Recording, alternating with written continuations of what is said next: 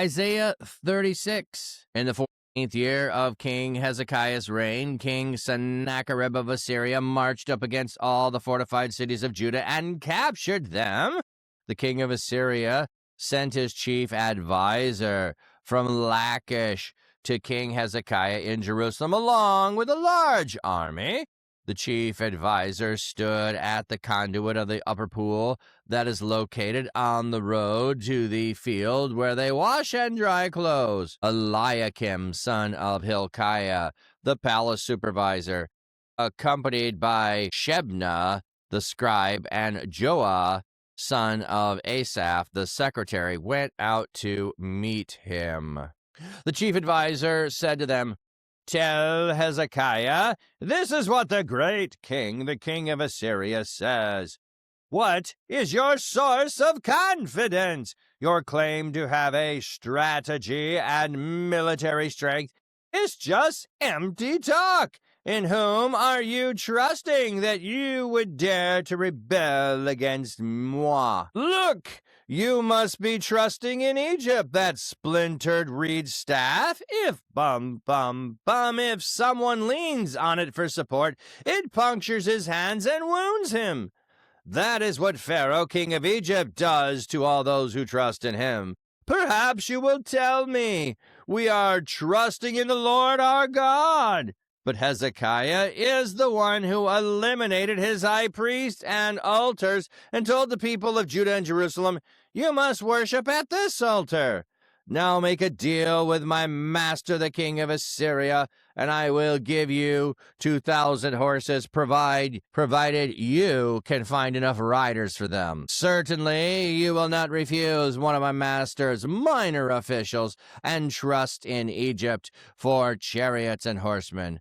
Furthermore, it was by the command of the Lord that I marched up against the land to destroy it. The Lord told me, march up against the land and destroy it." Eliakim, Shebna, and Joah said to the chief advisor, "Speak to your servants in Aramaic, for we understand it. Don't speak to us in the Judahite dialect in the hearing of the people who are on the wall." But the chief advisor said, "My master did not send me to speak these words only to your master and to you.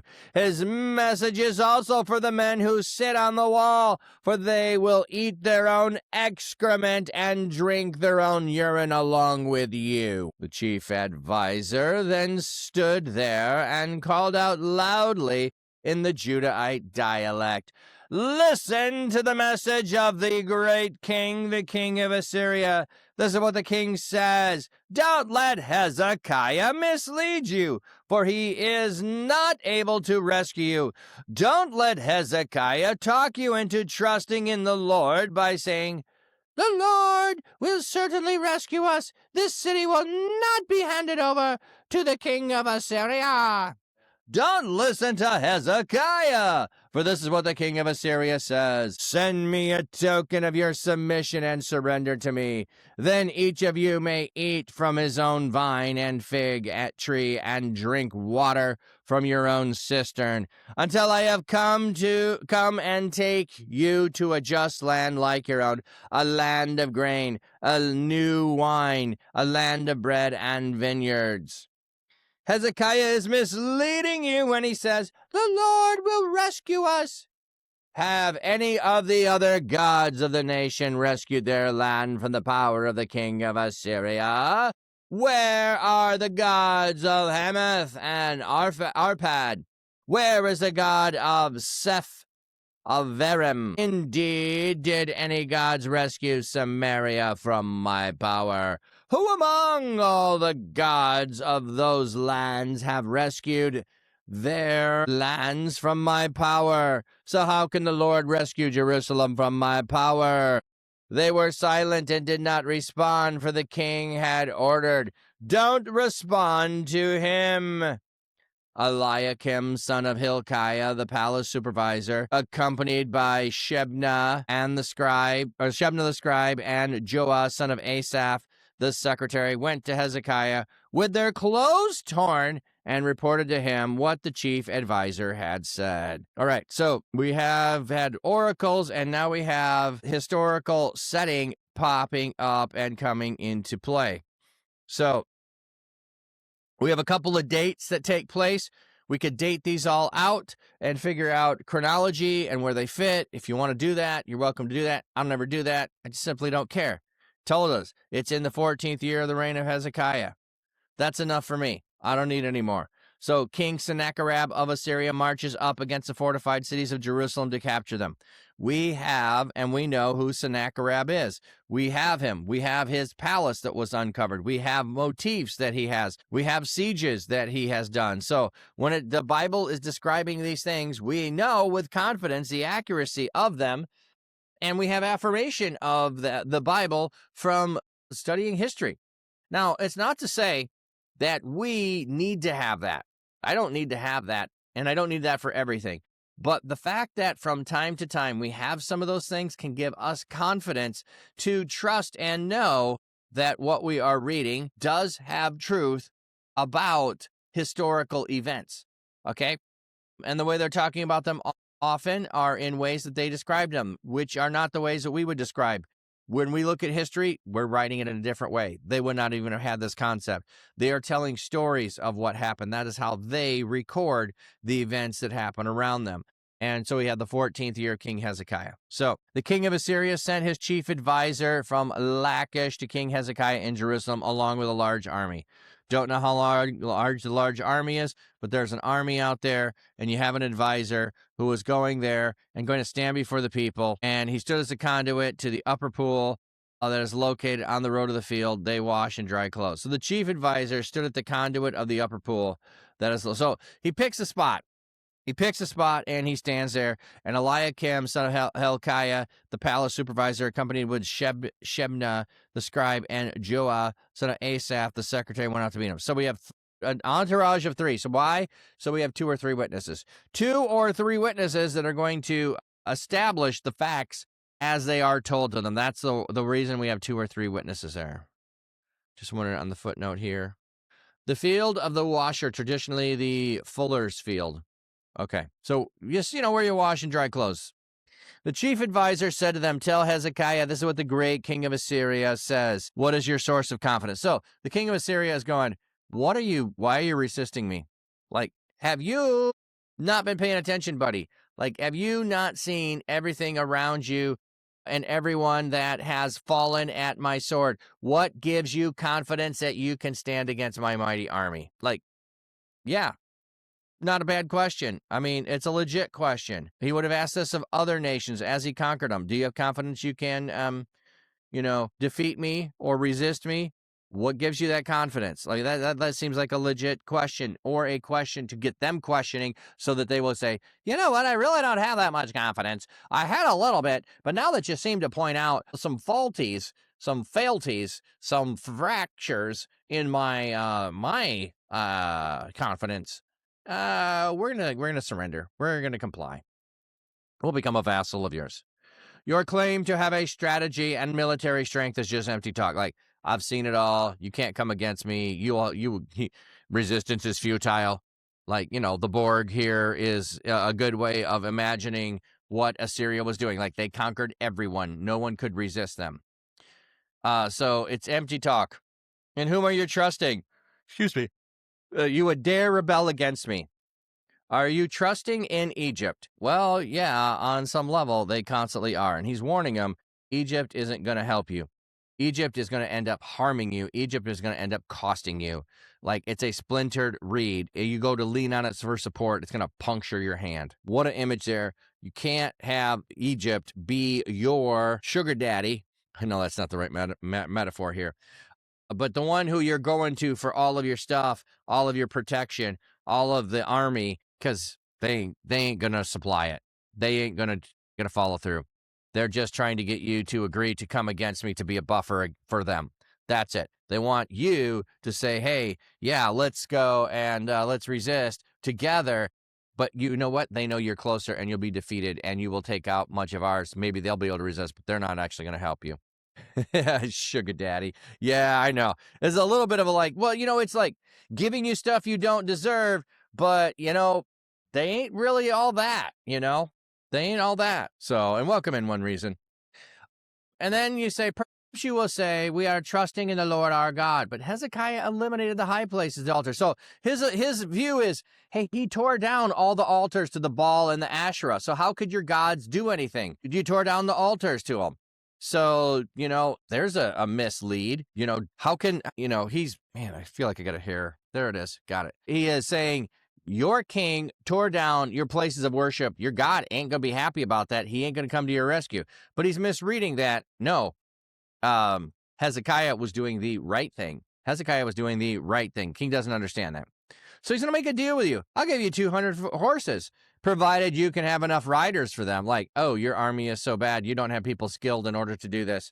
Certainly you will not refuse my master's minor officials and trust in Egypt for certainly you're not going to go to Egypt and get their chariots and horsemen when you can have mine. Furthermore, it was by the command of the Lord that I marched. So, and also, BT dubs, God commanded me to come against you.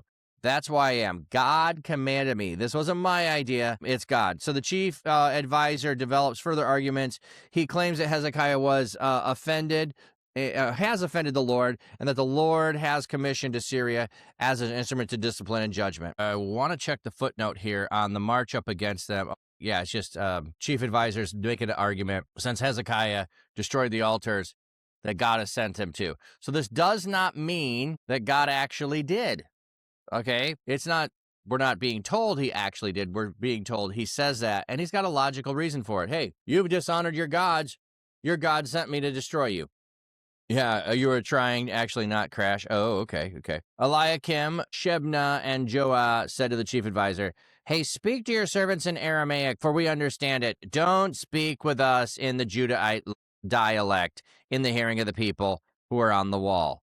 So they're like, hey, guys, can we talk in Arabic or Aramaic instead of in Hebrew, in the Judean dialect? Can we do that instead so the people back there don't hear and aren't terrified? And it's like, dude, I am here to terrify them. I am going to speak so that they can hear, and basically just ignores, didn't send me to speak to you, but to talk to those who are on the wall. I'm supposed to tell everybody on the wall all of this as well. It was not just for you. And BT dubs, his message is also for those on the wall, that they are going to eat their own excrement and drink their own urine along with you. Like, is that not an image like, hey, that's going to be so bad, you're going to have no nutrition, that you're going to take something that came out of your body, consume it again, hoping to get something nutritious? Yay, I hope not. So he was playing community games, and there was a golf game that looked a bit of fun but chaotic. Oh, okay. It was fun. More of a fun environment, competitive, evolving. Super cool. Glad it was a good time. Right. The chief advisor then stood there and called out loudly in the Judahite dialect. So I am here to tell everybody they're going to eat their excrement and drink their urine. I'm here to announce it. It is going to begin shortly. If you resist, and resistance is futile, everybody. So you might as well not. Okay. The great king, the king of Assyria, this is what the king says. Don't let Hezekiah mislead you, for he is not able to rescue you. Don't let Hezekiah talk to you into trusting in the Lord. The Lord will certainly rescue. The city will not be handed over to the king. Don't listen to Hezekiah. For this is what the king of Assyria says. So don't listen to Hezekiah, no matter what excuses he makes. No matter what excuses. Send me a token of your submission and surrender to me. So you need to give up. You need to give up and come to me. Then each of you can eat from your own vine, from your own fig tree, from your own cistern. Like, if you surrender to me, I won't destroy you. I won't destroy your crops. I won't destroy your fields. I won't destroy your house. You'll get to keep it all. Romans, working while lurking. Appreciate it, brother. Until I come and take you to a land like your own, a land of grain, a new wine, a land of bread, and river or vineyard. So you're going to be able to stay until I decide I'm going to move you to a new place. And that's one of the common things that you would do. so that you could not have a continuous possibility of rebellion. You take some of the people in one location, you relocate them somewhere else. You take people in the other location and relocate them. The moving around and relocation of people was a strategy to keep people from uprising. So we just had, they are speaking the Judahite language or dialect. And the leaders know Aramaic. So if they move them around from one place to another among Assyria and don't speak the dialect, and there's not as many of them, harder to rebel if they're mixed in with other nations with other languages to be able to rebel against the king. So that's part of what is going to go on here. You're going to be able to keep all of your stuff, and then I'm going to move you eventually, but you're going to get to go to a better place. Hezekiah is misleading you. He says the Lord will rescue you. Have any of the other nations, God's rescued them from the power of the king of Assyria? So my evidence that Hezekiah is lying is, look, nobody has withstood the king of Assyria. Nobody knows, or nobody can, not at all. All right. So he's arguing that when the gods of Hamath and Arphad, when the gods of Sepharvaim, indeed did any gods rescue Samaria from my power? Like, the northern kingdom was not even spared, and they're supposed to be your kin. They're supposed to be worshiping the same gods. Why does he think it's the same gods? Because they kept worshiping the false gods. The northern kingdom did. So, Melanated Empress, welcome in. Good to see you.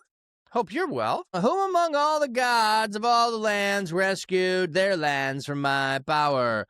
A zero, a zilch, a nada. So how can the Lord rescue Jerusalem from my power? How? I'll tell you, buddy. He has actual power. None of the others did. None of the others did. They were silenced and did not respond, for the king had ordered, don't respond to him. So all the other gods were quiet. And why were they quiet? Because the king ordered the other gods. So he's making himself to be out, to have the power to order the other gods to come under submission to him, or to remain silent and just get out of his way. Eliakim, son of Hilkiah, the palace supervisor, accompanied by Shebna the scribe, and Joah, son of Asaph, the secretary, went to Hezekiah with torn clothes. So they are going with their clothes torn. Why are they doing this? Because they heard the message and they are weeping over the city. They are showing grief and mourning as they're going to go and report to him what was said from the king of Assyria. Going to be coming in and telling him that the message is bad. So ripping the cloak and coming before the king, he's gonna instantly see this is bad news, because their clothes are going to be ripped when they show up.